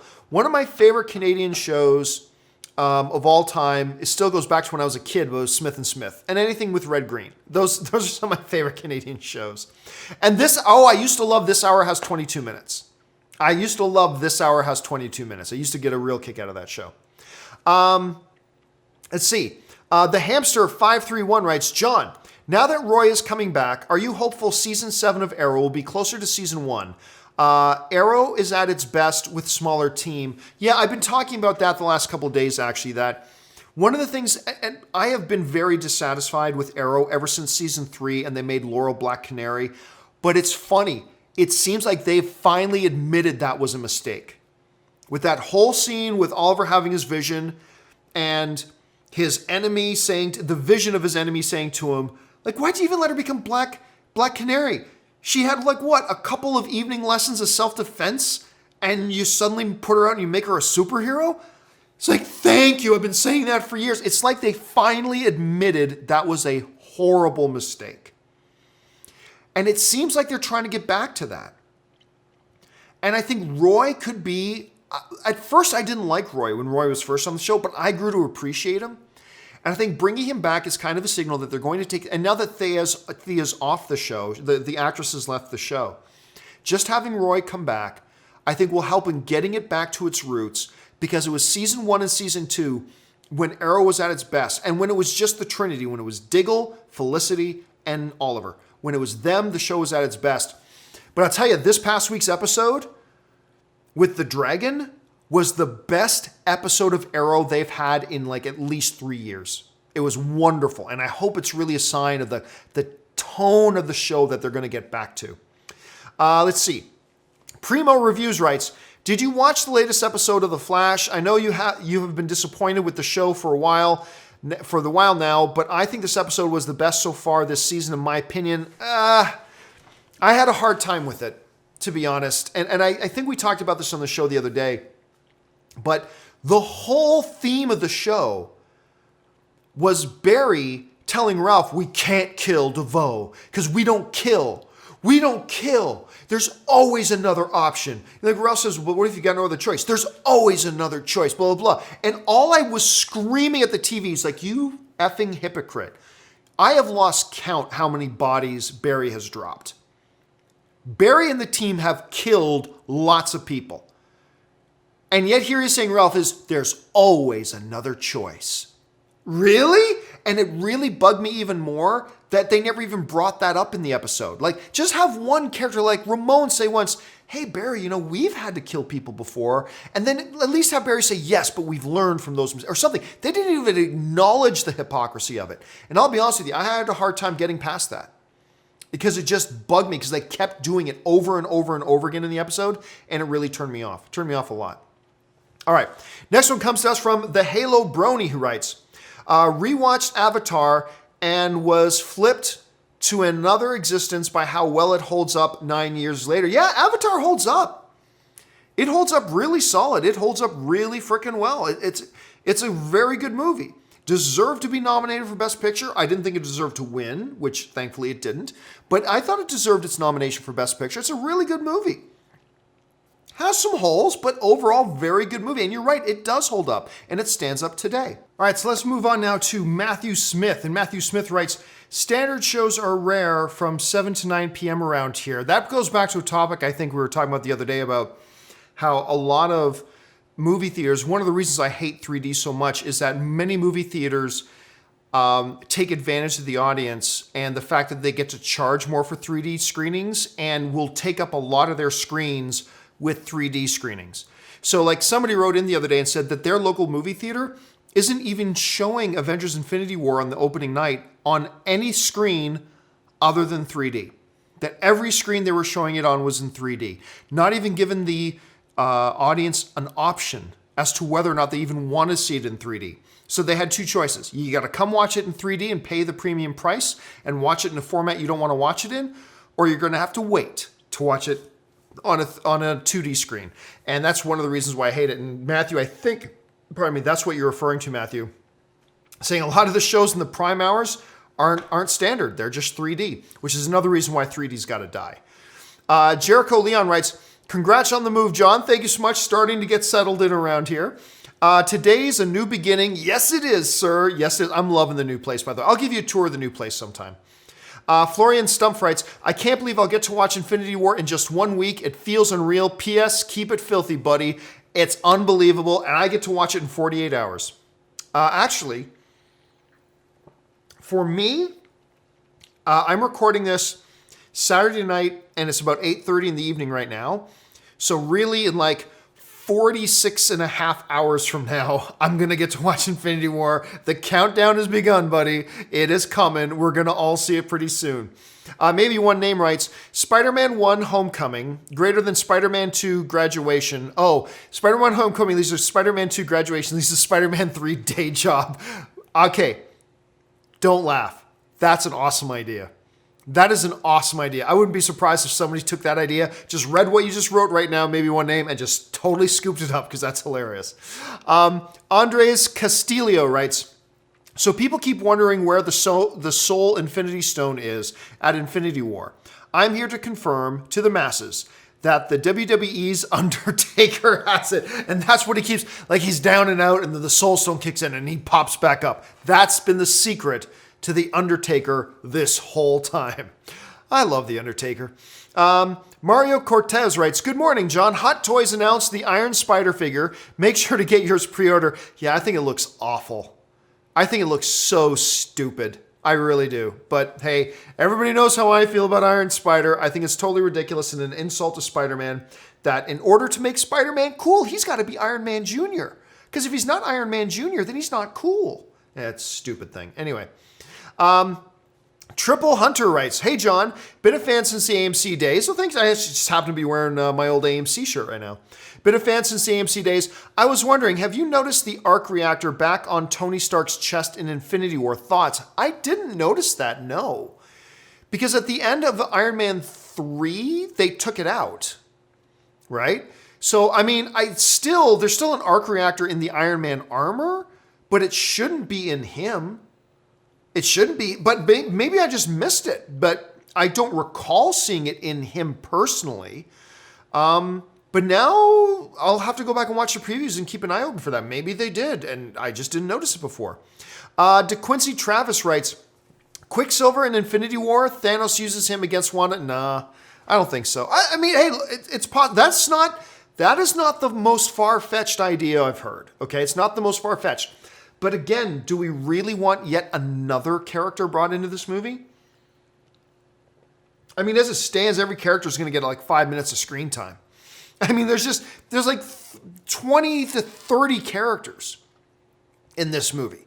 Do we really want another one? So I don't think so. I don't think so. But again, like I said to Quincy, not the strangest theory I've heard. So don't fall over in shock if that's what they actually do. Florian Stump writes, fun fact, before AMC Movie Talk, I've never heard of theaters without pre-assigned seating. It's the dark ages, man. There are just still places in North America, as unbelievable as it is, that still lives in the dark ages and doesn't have pre-assigned seating. It's just the stupidest thing in the world, man. And like most civilized places in the world have had pre-assigned seating for the longest time. Phil Lee writes, new song by A Perfect Circle, So Long and Thanks for All the Fish. Pays tribute to Fisher, Bowie, and others we lost in 2016. Great celebratory song of what they meant to us fans and their contributions. I'll be honest, I haven't even heard it yet. And now, hold a second. Perfect Circle. Let me look this up. Perfect Circle, So Long, and Thanks for All the Fish. I'm going to bookmark this right now, actually. There it is on Vivo. And I have bookmarked it. I'm going to watch it as soon as I'm done this show. Thanks for bringing that to my attention, man. Okay, let's move on here. Next one comes to us from Anthony C., who writes, have you seen the MCU supercut, The Road to Infinity War? It's an edit of MCU scenes telling the complete MCU story. It's 20 minutes, but the last 3 are the best. Nope, haven't watched it. And I thought it was just like an amalgamation of all the marketing together, but apparently it's something different, people have told me. But no, I haven't. Just because I don't want to see anything else. Just in case there's something else in there that I don't want to see now, I will probably go back and watch it once I've seen the movie. And I understand it's mostly like a 15 to 20 minute documentary. I get that. But I just don't want to see anything else Infinity War related. I've passed my saturation point. So I don't want to see any more. So I'm going to wait till after I see the movie on Monday. Then I will go and watch it. I've had a lot of people telling me about it, Anthony. It sounds great. I just don't want to risk seeing something I don't want to see yet. DeFlames85 writes, Natasha's hair is blonde because they're on the run. Okay, so somebody asked the other day, why is Black Widow's hair blonde? And fair enough, but one of the things I said is because her hair has literally been a different color in every single movie she's been in. Like a lot of people forget, she started as a redhead in the MCU. Then went dark, then a bit lighter, and then dark, and then now blonde. I mean, it's been a little bit different. Not just the color, but the style has been different every single movie. So I don't believe she needs any reason, whether it's On the Run, as DeFlames is suggesting, or any other. She doesn't need any other reason. It's been different in every single movie. Why should this movie be any different? You know what I'm saying? R.O. Olson writes, hope for many happy years in your new house, John. Thank you so much. And please give us a small tour when you're done. Yeah, I'll give a little small. Hey, look, it's not grand. I can't afford something grand in Los Angeles. Are you kidding me? It's a little place, but it's a cozy place. And I love it, and it better suits our needs, and I'm super happy with it. So thank you so much for that, Ara. Devontae Brown writes, since the controversy is still hot, do you think the Avengers joke about Starbucks will be edited out? I can't even remember off the top of my head, but you know what? No, it shouldn't be edited out because Starbucks didn't do anything. It was the decision of one guy who worked in a Starbucks, who made a bad choice and made a bad decision. But to me, honestly, that doesn't reflect on the entire company. And to be honest with you, I thought the way the company reacted to it was perfect. They handled it perfectly right. And like, it's any, like, oh, an American committed a murder. America sucks. No, an American will do something stupid. A lot of people work for Starbucks. Somebody in a position at one location did something really stupid, and the company's dealt with it. So I really don't think they should at all. Number one, I don't think they will, and I totally don't think they should. Because I don't think Starbucks should be held responsible for something one guy did once, especially when they immediately went in to try to deal with the situation. So, and look, I'm not a coffee drinker. I don't go to Starbucks. I don't give two shits about Starbucks. I don't. But in this situation, I don't think they should kind of be held responsible for something one guy did. And they took ownership of it, and they dealt with it, and they seem to be doing the right things. So, we'll see. But I don't think they'll take anything out. Anthony C. writes, for critic screenings, do studios pack the room? Sometimes yes, sometimes no. Some studio screenings, like when I go to a press screening, sometimes it's just like 40 or 50 press. Sometimes it's in a big movie theater, and they'll have like reserved seating for the press, but then they'll fill up the rest of the theater with like radio contest winners or whatever, stuff like that. And I think part of the reason they do that is because they think if there's a great energy in the room, it'll make the film critics have a better time and a better experience watching it. Might be a little gamemanship on their part. Maybe it works a little bit, maybe it doesn't work at all. I'm not really sure, but sometimes it's just critics. Sometimes it's critics with like contest winners just to fill out the theater. So sometimes yes, sometimes no. Depends on the movie. Tom... Where'd it go? Tom Elam writes, help me through so many tough times. Oh, thanks for sharing that, Tom. Best luck to everything you do. A feral Sabretooth, better villain than X-23 and Logan, would have had more impact. No, look, the story as it was made much more sense for an X-23 or, Logan's clone. It made much more sense. When you look at the story, it made much more sense. If you would have had Sabretooth, you would have needed to dedicate more time to the Sabretooth character, which would have taken time away from Daphne Keene's character and taken time away from Patrick Stewart and taken time away from Hugh Jackman. And that's where the heart of that movie is. In that light, and when you understand the narrative, the big kind of obstacle to them being Logan's slightly younger, less broken down clone makes far more sense for their narrative. So no, I disagree. I don't think Sabretooth would have been, I think Sabretooth would have detracted from this story.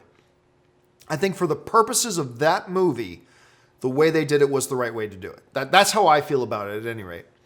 Cameron Belgrade writes, finally saw Ready Player One last night, my new favorite movie of 2018 so far, but I'm sure it will change next week. Well, don't get ahead of yourself. Like, look, I get a little bit nervous of saying, oh, I know the Avengers Infinity War is going to be the best movie of the year. Be really careful. Could it be great? Yes. It could also be a steaming pile of garbage. I don't think it will be, but it's possible. I'm just... here's my problem. I know that when I come out of Avengers Infinity War, the first thing everybody's going to ask me is it the best comic book movie ever? It's like, whoa, why does it need to be the best comic book movie ever? Why not, is it good? Like, what happened to it? Is it good? Is it a really good movie?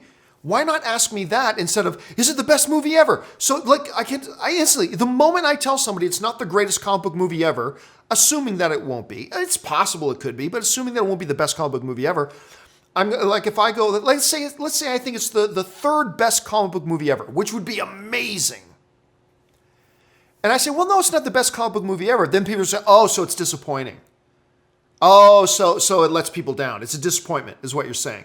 That's exactly the conversation that's going to happen 5 million times on Twitter. If people say it's not the best comic book movie ever, then everybody's going to go, oh, so it's disappointed? So it's a letdown? What? Like, it's just, that's the thing. So let's be very careful just thinking automatically, oh, it's going to be the best film of the year. Well, maybe it will, maybe it won't. Who cares? Let's just see if it's a good movie. Does it deliver? Does it deliver a great, fun time with a compelling story and make for a really good movie experience? Why not just say that? Let's not worry about whether it's the best movie of the year or whatever. Let's just start with, is it good? Let's just start there and go from there. That's just my suggestion. But you're right, Ready Player One was fantastic. I still put A Quiet Place above it, and I still put Black Panther above it. But it's, and I still might even put Paddington 2 above it. I know it sounds weird, but I loved Ready Player One. Love that movie. I think it's great.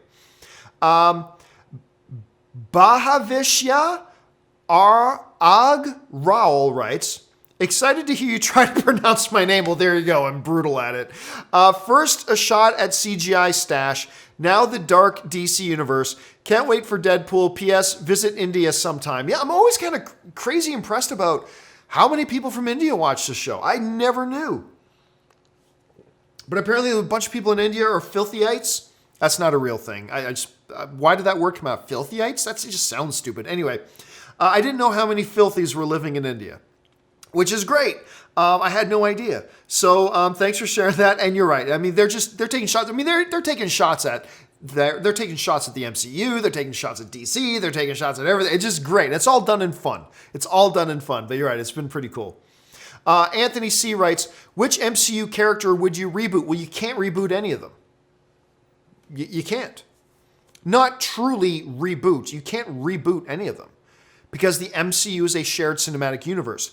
You can't consistently reboot one without rebooting all of them. So really the answer is you can't. You could reintroduce. You could say like Gabriel Luna's Ghost Rider. He's no longer Ghost Rider. Now, the mantle of Ghost Rider is passed to a new guy, so you could do that in your... But then that's not rebooting the character. That's like reintroducing... You're just changing the character. You're not rebooting it. So, I mean, really the answer to that question is, which character would you reboot? You can't.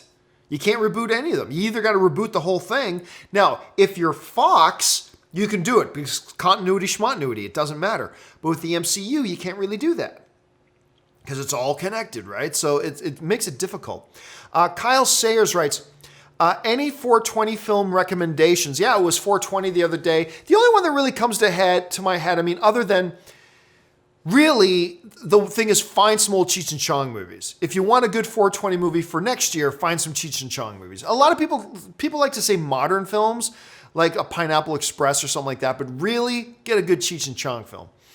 A.V. Towns writes, hey, John, you mentioned a script doctor on your show. What is a script doctor, and can you name a movie that best benefited for having a script doctor? Well, I mean, it's difficult. I'd have to think about it. Basically, a script doctor is, and look, the reality is a lot of people have very different interpretations, but somebody who will take a script and try to punch it up. And even then, there's different definitions for that. Some people will call script doctor somebody who just takes a script and give you recommendations. Some people call script doctor somebody who takes a script and then does a bunch of punch-ups and fixes it up. Sometimes it's done anonymously. Sometimes it's not. I mean, it's a fluid sort of thing. The best thing to do is just hop on Google and read up on script doctors. And different people will have different definitions, but that's the basic idea of it. Anthony C. writes, stupid question. Do you consider Winter Soldier an MCU villain? If so, would he be considered one of the better villains due to his backstory and arc? Nah, I wouldn't consider him a villain. I don't think anybody who isn't doing it themselves is a villain. You know, in Winter Soldier, the whole point of Winter Soldier was that it was programmed into him. He wasn't a villain. He was an antagonist, yes, but he wasn't a villain. He was always seen, like by Captain America, right from the beginning, he is a victim that Cap wanted to try to save. He had to stop him, but he also wanted to save him. And because he's really more cast in that light as a victim, he may have been an antagonist, but he wasn't the villain of the story. So that's kind of how I see that. CJ Adams writes, hey, John, thanks for the daily entertainment. Well, thank you for watching, man. If you could insert Ron Swanson, I had my Ron Solo shirt on the other day.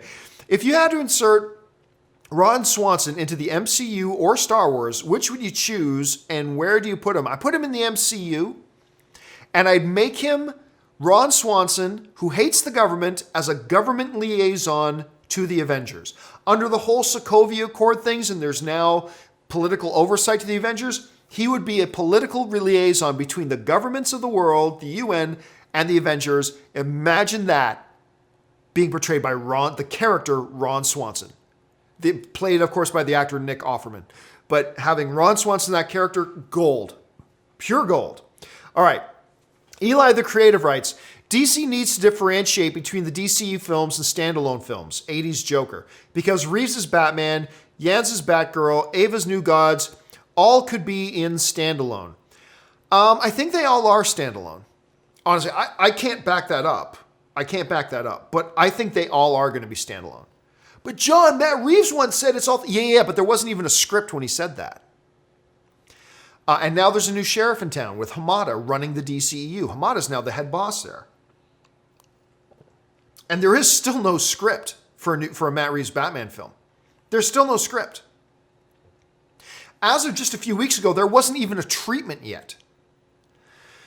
So I'm just saying, I have a feeling, I'm not saying this is the facts because I don't know. I'm just saying my feeling is that Reeves' Batman, Jens' Batgirl, and Ava's New Gods are all going to be standalone. I think they're all going to be standalone. I think the DCU's days are numbered. I think they're going to do a Wonder Woman 2, and after that, I think the DCU's days are numbered. But, I mean, we'll have to see. We'll have to see. I'm hopeful that that's the case, so then it can restart and then be head-to-head with Marvel again in just a couple of years. If they keep going this way, they'll never be on the same level as Marvel. They just won't. That's just my feeling at any rate. Brian Rogers writes, "Hi, Giovanni. Is Rian Johnson supposed to be a great writer? If so, how so if Finn, Rose, DJ, and Phasma roles are poor in The Last Jedi? Canto Bight was a big chunk of the movie." Yeah, but that's... Okay, Brian, that's ludicrous. First of all, that's like saying, is Steven Spielberg supposed to be a good director? Well, how come he did The Terminal? How can he be a good director if he did The Terminal? Because everybody has a bad day at the office. Rian Johnson is clearly a great writer. Everybody in Hollywood knows he's a great writer. And I'm with you. I did not like the way they did Rose. I think Rose is a good character, but they totally misused her. I think Finn is a great character, but they misused him in this movie. And DJ was not a good character. DJ was a waste. And the Canto Bight was a chunk of the movie. It wasn't the majority of the movie, but it was a chunk of it. Sure. I'm with you on that. But just because not everything worked doesn't mean that... make no mistake about it. Everybody in Hollywood knows that Rian Johnson's a great writer. Everybody knows it. But that doesn't mean every single thing he writes is going to be gold. Right? Quentin Tarantino is a great director, but that doesn't mean everything he directs is Oscar-worthy. Like, I'll be honest, I thought Hateful Eight was pretty damn bad. I mean, not garbage, not awful, but for Tarantino standards, I didn't think Hateful Eight was all that good. But hey, whatever. That doesn't change the fact that Quentin Tarantino is a great director. Scorsese, not everything Scorsese done is fantastic. Like, if you just want to play a game of cherry picking something, say, oh, how can he be a great writer if this one specific thing happened? Well, I mean, that's the best of them. Michael Jordan didn't win every game. Wayne Gretzky didn't win every game. Is anybody going to deny that they weren't the greatest? Of course not. I mean, so yes, make no mistake about Rian Johnson is great. And I agree with you. Those parts about The Last Jedi didn't work. But not everything works. Even with the best. Because even Steven Spielberg, the greatest filmmaker in history, has bad days at the office. Those happen to me to have been Rian Johnson's. Tom Elam writes, in the comics, I thought Cable was a good guy. Well, Cable is a good guy, but he's also sometimes he's a bit of an anti-hero. He's a good guy, and I have no doubt he's also a stern hard ass, all right? I have no doubt in Deadpool 2, Cable is doing... I haven't seen the movie, Ryan Reynolds hasn't emailed me to tell me the plot of the movie or anything. But I think it's pretty clear Cable is not a villain in this movie. I think he's trying to save the future. I think Cable has come to kill that kid because I believe that kid represents catastrophe in the future. So I think Cable is doing what he thinks needs to be done to save the world. All right? He's the antagonist. This is another good example. He's the antagonist, but he's not the villain. He's not a bad guy. It's just that he's doing, and I have no doubt that by the end of it, he's going to end up leading X-Force. So it's a bit of yes and no, but in this, he's not going to be a villain. He's not the villain of Deadpool 2, if you know what I'm saying. Eric Hoffman writes, Peter is Snoke. Peter, I'm telling you, Peter is the sensation of the internet right now. He is the absolute sensation. And yeah, maybe he very well could be Snoke. Anthony R. writes, greetings and happy Friday. So clear this was sent in on Friday. Picking up my God of War collector's edition today. I'll send you the pics of the Gentle Giant statue and the whole set. That is one of the things that really has me fascinated, this Gentle Giant statue stuff. I didn't even know until like the other week, somebody on the show was telling me that Gentle Giant is including statues with certain video games that come out. Like, it might have been Anthony C. who was telling me about, or Anthony R. was telling me about how there's a new Spider-Man game coming out, and included with this package that you buy is a Gentle Giant Spider-Man statue, which to me is really fascinating. And apparently something like that is happening with God of War 2. So please do share those pictures. I'm dying to see it. I'm really interested to see it. Ben Lorenowitz writes, must give up one. Star Wars, the good ones, or U2. Myself would take Elton John over Raiders of the Lost Ark easily. My equivalent. Look, U2 is my favorite band of all time, but movies is my love over music. So to me, I love U2. They're my all-time favorite band. I've played in U2 tribute bands before, but movies is my first love over music. So I'd have to go with Star Wars. I would keep Star Wars. It's painful. It's painful, but to me, it will hurt, but there's no question. I take Star Wars over U2. Anthony R. writes, John, I feel like every Liam Neeson movie after Taken 3 is just Taken 4, 5, 6, and 7. You're not alone in that, man. But I can't help but watch them anyway. He is too awesome. They're still fun, right? They're still fun. But you're right. Hold a second. Let me pull up this list of movies, because you're absolutely right about how they all just feel like they're another installment, at least from the marketing. Like once you watch the movies, they start to feel a little bit different. But The Commuter feels like it's just the same character from Taken. Where is it? Where did it go? Oh, yeah. Well, not so much Silence. Not so much a Monster's Call either. I forgot he was the narrator for Huntsman. That's actually kind of funny. Let's see. Run All Night, same kind of thing. Of Taken 3, obviously. And then he's got these other things coming up here pretty soon. There was that one with the Irish mob or whatever that he had. What was the name of that? Husband, Christmas, Nature, Late Show, not Ted 2, not Entourage. Maybe that was, Run All Night. That's the one I'm thinking of, is Run All Night as well. So you're right. He's just got that feel. But you know what? Here's the thing about it. Is that kind of like The Rock?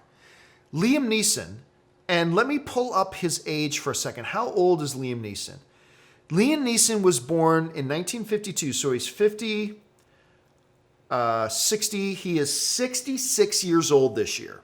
In June, he's turning 66. He is an action star. He is a great action star, right? Hold on a second. He is a great action star. But he can only do them for so long. He's 65 now, going to be 66 in June. So, make him, man. Crank him out while you can. You can play all these great dramatic roles that he can. He's an Oscar-level talent, all right? But he can do all those other ones when he's past his action stuff. You're good in these action films. People still like seeing you in these action films. Crank him out, baby. Just crank him out. R.O. Olson writes, Peter seen in Deadpool 2 is like him auditioning for the role with no resume, just saw the ad, and Reynolds is like, you're in, would be hell of a good story. You just kind of recounted exactly what it is, and it is awesome. It made, again, like I said a bit earlier in the video, it made for one of the best moments in any trailer I've seen in the last couple of years. It was just amazing. I love that little addition. AG Systems 120 writes, Infinity War has a chance of grossing $300 million. The key are the through Thursday's showings. Star Wars Episode 3 grossed $50 million. So average $75 million for the 4-day will get the job done. Not even the best estimates are getting it close to 3. I just don't think there are enough movie theaters and movie theater seats that could accomplish that. So I don't think. Hey, look, I also didn't think for the longest time that it could catch 247. And it looks like now that it's got a coin toss's chance of doing that. So who the hell knows, right? But I can't see 300. I can't see that happening. Not because it's not capable of it. I just don't know that there's enough theaters and enough seats to do it. That's the problem. It's not that I don't think there's not enough interest to get to 300. I just don't know. Because look, when Star Wars The Force Awakens came out, every theater, every screening, every seat, all sold out, all Star Wars Force Awakens, blah, blah, blah, blah, and it made $247 million. Can that be beat? Yes, but can it beat it by 53 million? Is there enough movie theaters and enough potential screenings? Because Force Awakens was running round the clock, 24 hours a day for its opening weekend, all that kind of stuff, and it still came up to 247. I just don't know that mathematically it's possible to do 300. Maybe it is, but I just don't know that it's mathematically possible. We'll have to see. Bishu89 just sent in a super chat. Thank you so much. And he writes, have you ever seen the superhero film Boy Wonder? I have not seen the superhero film. Oh, wait. That's the one about the kid whose parents get killed, like in the carjacking. Okay, I remember that film. I don't think I watched it, though. But it certainly didn't look like a superhero film. It looked more just like a vigilante film than anything else. I don't know that I watched. I know the one you're talking about. I don't think it ever got a wide release. And it's not a Robin movie per se. But I don't think I ever watched it through, though. C. Arson writes, I agree with you on the unreliability of Screen Rant. However, have you seen the recent pitch meetings on their channel? So funny and clever. Somebody brought up Screen Rant, and I'll say this. Screen Rant is not a reliable site for getting news. However, that's only one aspect of the online film community, right? It does several other things very well. It is still a site that I have on my daily read list. It is not reliable at all for news. Their headlines cannot be believed. Don't take anything that's written as a headline of breaking news on Screen Rant. It's not worth it. However, they're still a very good film community site, and they write some really good articles, and they do some really fun stuff. Here's the thing with their pitch meetings sketch, though. They are a total blatant ripoff of Jenny Nicholson. You remember Jenny? I had her on she was one of the contestants on our Star Wars Celebration Star Wars Trivia Challenge, right? We had her on there, and she's done work with Screen Rant, Screen Junkies, and she did her thing about Star Wars, The Force Awakens, and huge. This whole pitch meeting thing that they're doing, first of all, is nowhere near as good as Jenny Nichols. And it's a complete ripoff of what Jenny Nichols did. And Jenny Nichols does it way better. So I still think Screen Rant is a good site. Not for breaking news. And their pitch meeting things, that's cool and everything, but it's just a blatant ripoff of Jenny Nichols. So anyway, that's my thought on that. Quinton Quintos writes, hey John, greetings from Sardinia. Love the show. Do you know anything about the Metal Gear Solid movie that Voight Roberts is taking care of? Okay, so Voight Roberts, it was the guy he directed the King Kong movie that was recently out. He right now has been tapped to direct a Metal Gear Solid movie. Not that there's a Metal Gear Solid movie coming. It certainly hasn't been greenlit yet, but they are developing one. The last bit of news I heard was a little while ago that he was actually meeting with the creator of Metal Gear Solid. I can't remember the guy's name now, but it's one of the guys who created the game, and he's no longer with the company that does the games. I can't remember his name. But, so Voight Roberts was meeting with the creator of the game. That's the last I heard. To try to come up with ideas, I guess. But that's the last I heard of it. So still nothing about whether or not this movie's actually going to happen. But they're still trying to develop it. And we'll see if it ever gets to a green light stage or not. We'll have to wait and see. Gabriel Gutierrez writes, hey John, ever hear a song and immediately makes you think of the movie? I hear Phil Collins in the air tonight and I think of The Hangover. There's a couple of things that do that. The first and foremost, the song that instantly makes me think of the movie is from Robin Hood, Prince of Thieves, Bryan Adams, Everything I Do it for You. You know it's true. Everything I do it for. I'd die for you. Anyway, that song instantly takes me to the movie. Instantly takes me to the movie. So that's the one that stands out to me the most. Toonie2 writes, over under 10%. Episode 9 is the last Star Wars episode movie under. Where might be the last one for a few years. They might take a few years off after that. But I do not believe at all that'll be the final episode. There will be a Star Wars episode 10. There will be. Whether it'll be 3 years later, 5 years later, I'm not sure. But I'm very, very confident there'll be Star Wars episode 10. So I'll take the under on 10%. Taylor Hardiman writes, hey, John, I'm heading to the U.S. next year from Australia. Congratulations, man. Now, wait, is AUS Australia or is it Austria? I don't know what it, but I'm sure it's from one of those two places. Do you recommend seeing/doing anything in particular in the United States? That's a pretty big thing, dude. Keeping my ear to the ground for any meetups too. That would make the trip. Keen for your shirt. The United States is a very, very big place. It's a huge place. So it is totally worth coming to visit the US. By all means, it absolutely is. But I can't, anything I could recommend seeing or doing, it's a big place. See the Santa Monica Pier on one coast, travel 4,000 miles and see the Statue of Liberty. That's completely, I mean, so it's far too broad of a question, Taylor. Far too broad of a question. But enjoy your visit, man. And I hope you have a fabulous time when you have a chance to come down and see it. Okay, Vanessa T. Williams writes, why not cover QS face when he died? I don't know who you mean. Mr. J writes, oh, you know, do you mean Quicksilver? I honestly, I don't know. I don't know who QS is. So sorry, Vanessa, I'm really sorry. But guys, please don't use abbreviations. Just write out a name so I know what we're talking about for sure. And Mr. J writes, have Blumhouse make the Thundercats movies. No. Blumhouse does not make movies that have $100+ million budget. And a Thundercats movie doesn't have to be a $200 million film, but it would minimum have to be like a $150 million film. That is not what Blumhouse does. That's not their wheelhouse at all.